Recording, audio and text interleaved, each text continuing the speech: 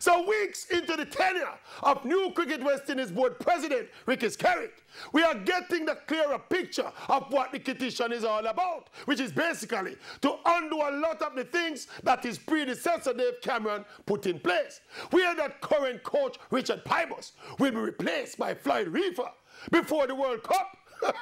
We're hearing about a possible return of former T20 captain Darren Sammy and people like Dwayne Bravo and Kieran Pollard. We're also seeing past greats such as Clive Lloyd and Andy Roberts, who shouted their support for Skerritt from the mountaintop. We're hearing about possible roles for more of these former greats. But hold on, Mr. Skerritt, you want to turn West Indies cricket into a geriatric clinic? You know what I mean? Clive Lloyd, Andy Roberts, Floyd Reefer, Darren Sammy, Kieran Pollard, Dwayne Bravo, all of them, they're about the same age. But seriously though, merely reversing what Dave Cameron did and going back for some veterans are the best of Mr. Skerritt that? Is that his vision for leading West Indies cricket into the future? But I don't know. I am yet to be convinced by Ricky Skerritt.